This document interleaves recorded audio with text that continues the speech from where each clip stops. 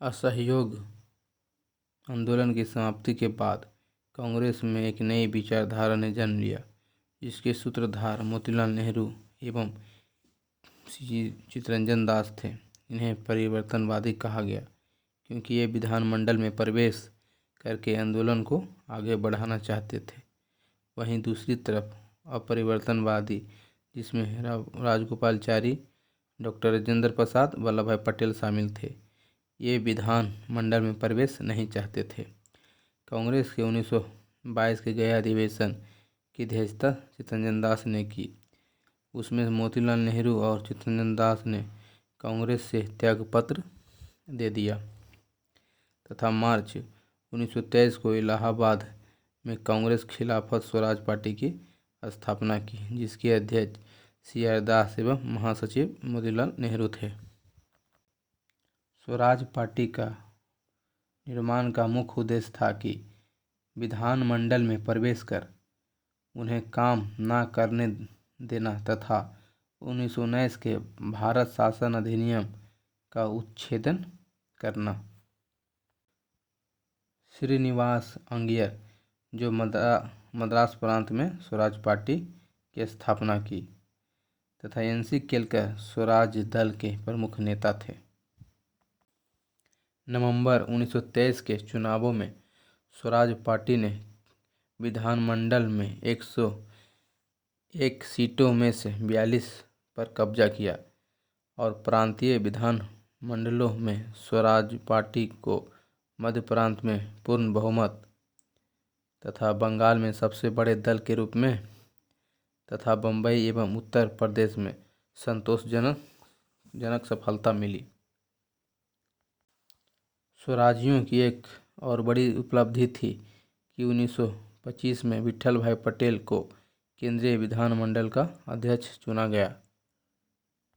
16 जून 1925 में CR दास की मृत्यु के बाद स्वराज पार्टी कमजोर होने लगी।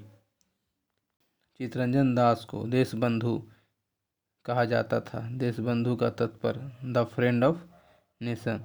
चित्तरंजन दास इंग्लैंड से वकालत की पढ़ाई की तथा उनको बैरिस्टर बनकर भारत आए। उनको सबसे बड़ी सफलता अलीपुर बम कांड केस में अरविंद घोष का बचाव करना था। चित्तरंजन दास कहा करते थे, स्वराज आम जनता के लिए होना चाहिए, केवल वर्गों के लिए नहीं। 16 दिसंबर 1922 को इंडिपेंडेंट पार्टी बनाने का निर्णय मदन मोहन मालवीय तथा मोतीलाल नेहरू ने लिया था। मदन मोहन मालवीय हिंदू महासभा के संस्थापक थे। स्वराज पार्टी का गठन असहयोग आंदोलन की असफलता के बाद हुआ। बिहार में स्वराज दल का गठन किसने किया? श्री कृष्ण सिंह ने किया। स्वतंत्रता से पूर्व भारत में निम्नलिखित में से किसने केंद्रीय विधानसभा में स्वराज दल का समर्थन किया था?